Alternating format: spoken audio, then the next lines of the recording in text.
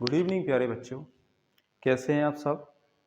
आशा करता हूँ बहुत अच्छे होंगे। तो क्लास शुरू करने से पहले सबसे पहले फिजिक्स गुरु क्लास को लाइक कर दीजिए, शेयर कर दीजिए और जितना हो सके उतना सब्सक्राइब कीजिए और चैनल को आगे से आगे और जितना हो सके उतना बढ़ाइए। तो अब आगे बढ़ते हैं। आज क्लास 12 की जो लास्ट चैप्टर का छोटा सा भाग है उसको पूरा करते हैं। पार्ट है अपना वही कूलाम का नियम, वैद्युत क्षेत्र। इसका जो टॉपिक रह गया था वो आज पूरा करते हैं। तो टॉपिक है वैद्युत द्विध्रुव के कारण निरक्षीय स्थिति में तीव्रता। तो अपन वैद्युत द्विध्रुव के कारण निरक्षीय स्थिति में विद्युत क्षेत्र की तीव्रता का जो डेरिवेशन है वो निकालते हैं। तो विद्युत क्षेत्र की तीव्रता अपन पहले ही भी पढ़ चुकी हैं कि किसी वस्तु के एकांक आवेश पर लगने वाले बल को कहते हैं विद्युत क्षेत्र की तीव्रता। किसी वस्तु के एकांक आवेश पर लगने वाले बल को विद्युत क्षेत्र की तीव्रता कहते हैं। तो अब अपन को वैद्युत द्विध्रुव के कारण निकालना है। तो वैद्युत द्विध्रुव भी पता है कि जब दो बराबर और विपरीत प्रकार के आवेश एक दूसरे से अल्फ दूरी पर रखे हों तो ऐसा समायोजन कहलाता है वैद्युत द्विध्रुव। तो वैद्युत द्विध्रुव के कारण है तो सबसे पहले बनाएंगे अपन वैद्युत द्विध्रुव। ये बना लिया अपन ने एक वैद्युत द्विध्रुव ए बी।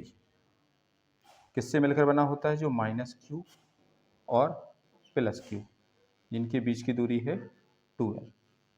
तो एक वैद्युत द्विध्रुव है ए बी जो -q और +q आवेशों से मिलकर बना है जिनके बीच की दूरी है 2l तथा द्विध्रुव की लंबवर्धक रेखा के मध्य बिंदु O से r दूरी पर है एक बिंदु P।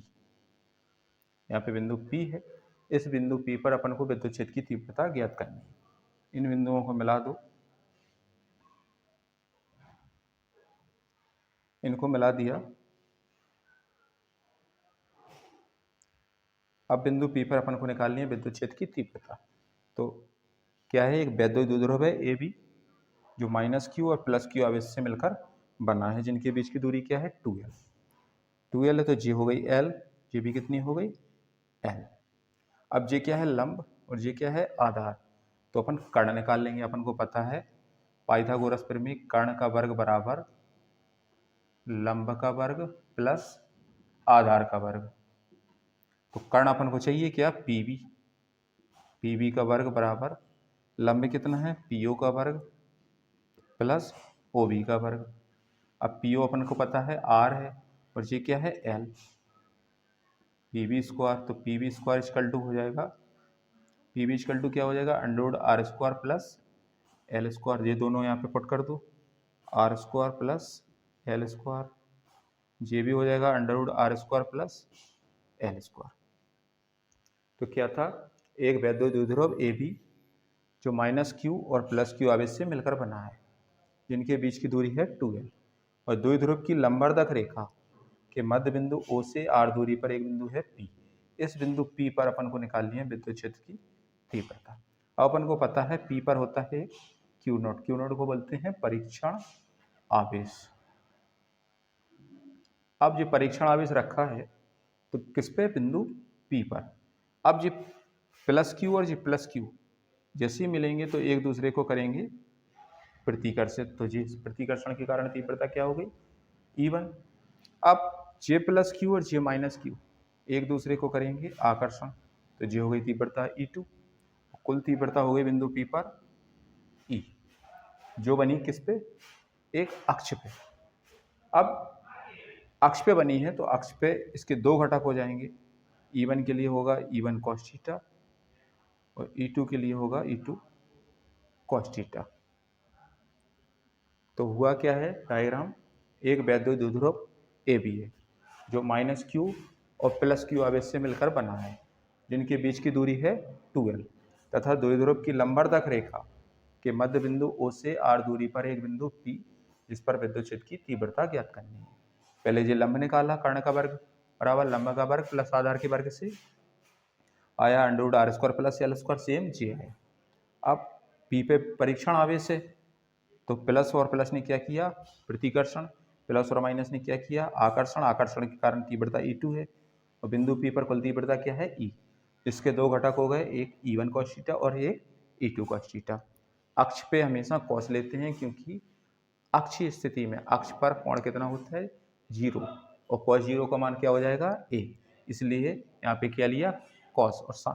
अगर निरक्ष पे लेते हैं, ऊपर की ओर जाते हैं या लंबवत स्थिति में जाते हैं तो हमेशा लेते हैं sin, क्योंकि sin 90 का मान कितना होता है, 1। तो अब बिंदु P पर अपन को विद्युत क्षेत्र की तीव्रता ज्ञात करनी है तो पहले निकालेंगे प्लस क्यू से, फिर निकालेंगे माइनस क्यू से। तो शुरुआत करते हैं सबसे पहले प्लस क्यू आवेश के कारण बिंदु P पर तीव्रता। तो तीव्रता का फॉर्मूला है E1 बराबर 1/4 पाई एप्सिलॉन नॉट क्या होता है, Q अपॉन आर स्क्वायर। तो B से P तक की दूरी क्या है, under R square plus L square का क्या हो जाएगा, होल स्क्वायर। E1 बराबर अगला स्टेप बढ़ाओ 1/4 pi epsilon not Q upon under से स्क्वायर हट जाएगा, क्या बचेगा, R square plus L square. इसको मान लिया समीकरण फर्स्ट। अब सेम माइनस क्यू के कारण निकालेंगे तो लिखेंगे माइनस क्यू आवेश के कारण तीव्रता, माइनस क्यू आवेश के कारण बिंदु P पर तीव्रता। तो E2 बराबर इसमें भी हो जाएगा 1/4 पाई एप्सिलॉन नॉट Q बटे कितनी दूरी है, under R square plus L square, ये भी हो जाएगा होल स्क्वायर। E2 बराबर आया 1/4 पाई एप्सिलॉन नॉट Q बटे R square plus L square. इसको मान लिया समीकरण सेकेंड। अब इसको आगे बढ़ाएंगे। अब बिंदु P पर कुल तीव्रता क्या है, E बराबर फॉर्मूला हो जाएगा E1 cos theta plus E2 cos theta, क्योंकि बिंदु P पर दो भागों में बटी है, E1 cos थीटा और E2 cos थीटा। E बराबर, अब अपन को पता है कि E1 और E2 के मान कैसे आए, सेम। तो E1 बराबर क्या कर देंगे, E2। तो E बराबर बनेगा E1 cos theta plus E1 cos theta. अब इसको आगे बढ़ाते हैं, डायग्राम को थोड़ा साफ कर देते हैं।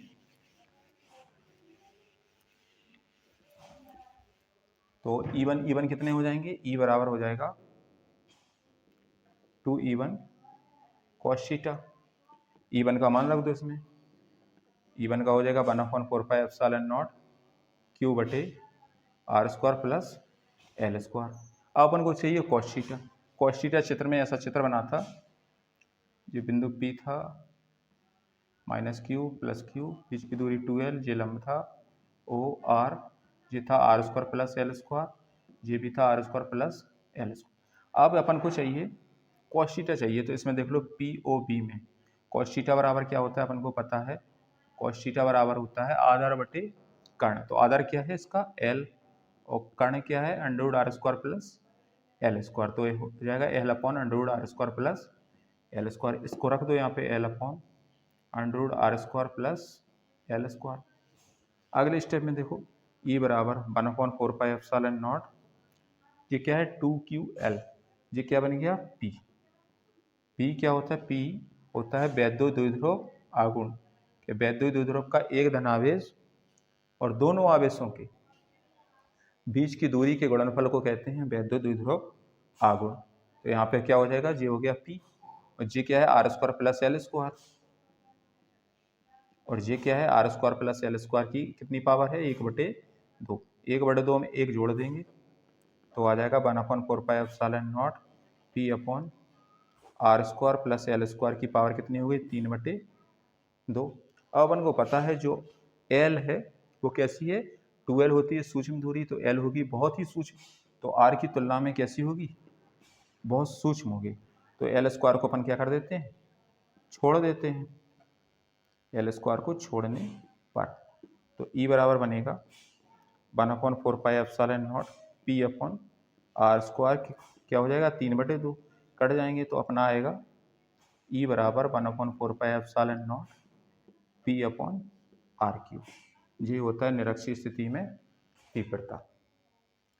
अब इसके बाद एक चैप्टर का एक छोटा सा भाग और बचा है, वैद्युत द्विध्रुव पर लगने वाले बल युग्म का आघूर्ण, उसको भी देख लेते हैं।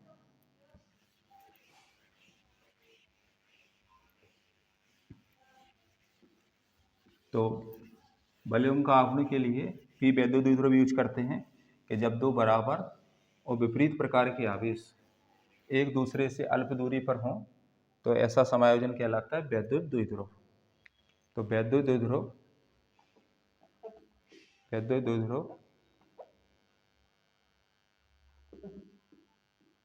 पर लगने वाले बल युग्म का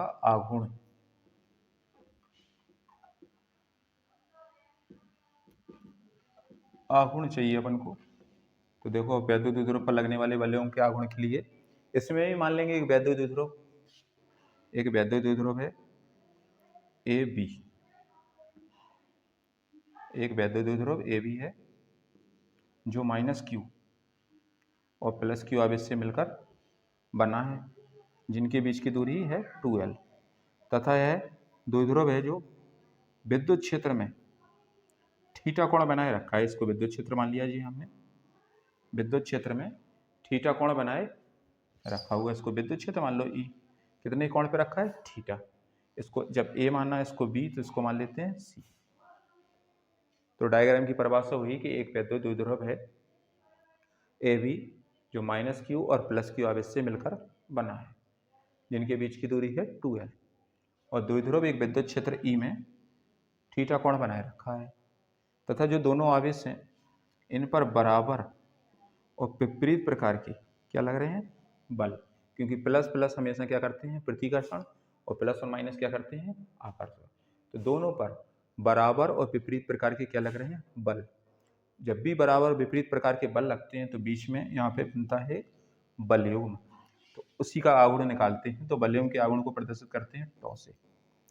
टॉ बराबर होता है बल इंटू बलों की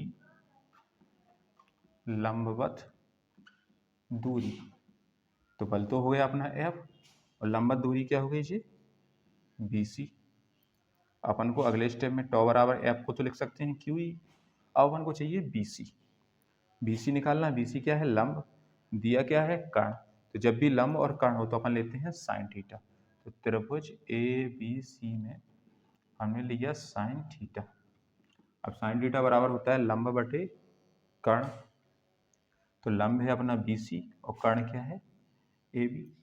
BC अपॉन AB। तो BC कितना है चाहिए अपन को, और AB कितना है? 2l। तो साइन थीटा बराबर BC अपॉन 2l, क्रॉस गुणा कर देंगे साइन थीटा इंटू 2l बराबर BC। तो BC बराबर लिख सकते हैं 2l साइन थीटा। यहाँ पे रख दो 2l साइन थीटा। अपन पढ़ चुके हैं Q इंटू 2l क्या है? वैद्युत द्विध्रुव आघूर्ण। कि वैद्युत द्विध्रुव के एक धनावेश और दोनों आवेशों के बीच की दूरी के गुणनफल को कहते हैं वैद्युत द्विध्रुव आघूर्ण। P से प्रदर्शित करते हैं, P बराबर होता है Q इंटू 2l।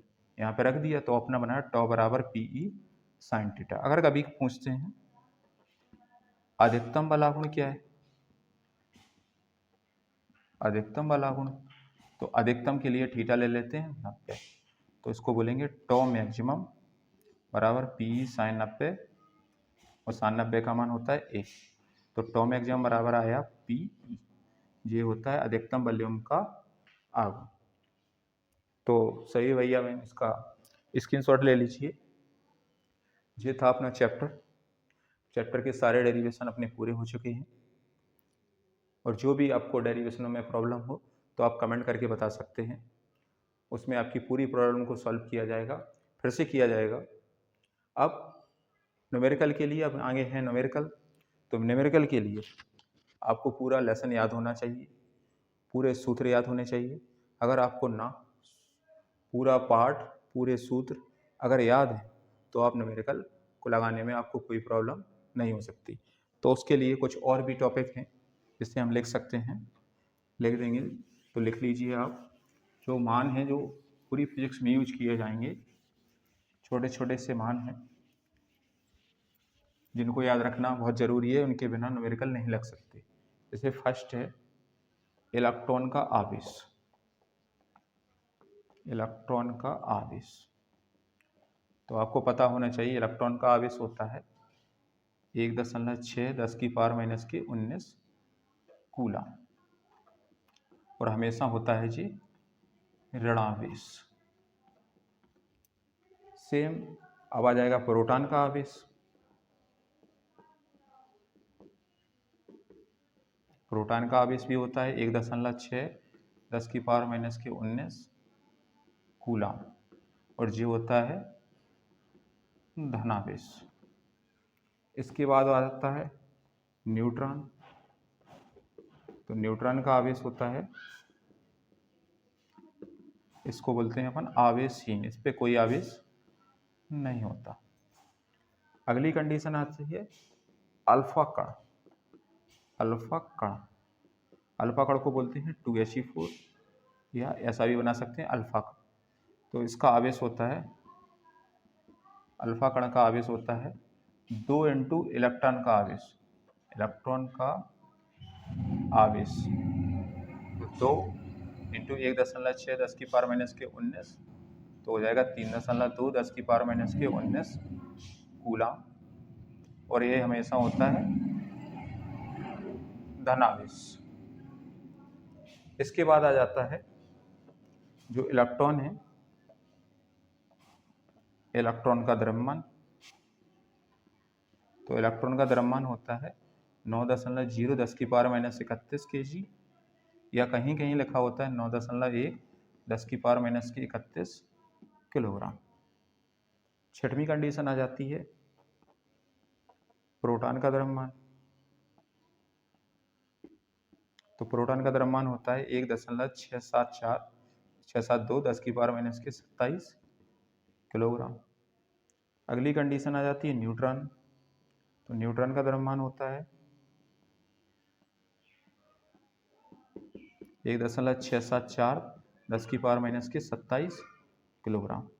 एक कंडीशन और है अल्फा कण का द्रव्यमान। तो ये होगा 6.6 10⁻⁻27 किलोग्राम।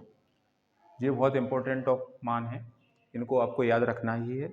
अगर ये याद है आपको तो आपको सवाल लगाने में, न्यूमेरिकल लगाने में कोई प्रॉब्लम नहीं होगी। तो इनका स्क्रीनशॉट ले लीजिए और अपनी कॉपी पर नोट कर लीजिए। जल्दी से लीजिए स्क्रीनशॉट। अब आगे बढ़ते हैं। अल्फा कण के द्रव्यमान के बाद अब आ जाएगा, जैसे आ जाता है कैपिटल जी, सार्वत्रिक गुरुत्वाकर्षण नियतांक का मान क्या होता है? तो 6.67 10⁻⁻11 मात्रक हो जाता है इसका न्यूटन मीटर स्क्वायर प्रति किलोग्राम स्क्वायर। 9वीं कंडीशन है। 10वीं कंडीशन है एप्सिलॉन नॉट। ये होता है 8.85 10⁻⁻12 जो होता है coulomb square upon newton into metre square. इसके बाद आता है स्मॉल जी, जिसे कहते हैं गुरुत्वीय त्वरण। ये होता है 9.8 मीटर प्रति सेकंड स्क्वायर या कहीं कहीं लिखा होता है 10 मीटर प्रति सेकंड स्क्वायर। इसके बाद जो सबसे ज़्यादा सवालों में यूज होता है 12वीं कंडीशन है 1/4 पाई एप्सिलॉन नॉट। जो होता है 9 × 10⁹ ये इसका 1/4 पाई एप्सिलॉन नॉट का मान है। और भी कंडीशन है, जैसे लिखा होता है 1 माइक्रो कूलम। माइक्रो कूलम इसको ऐसा लिखते हैं म्यूसी बराबर होता है 10⁻⁻6 coulomb. 1 pico coulomb, 1 pico coulomb मतलब पीसी बराबर होता है 10⁻⁻12 कूलम। अगर लिखा हो आगे 1 माइक्रो कूलम तो इसको लिख सकते हैं 10⁻⁻12 कूलम।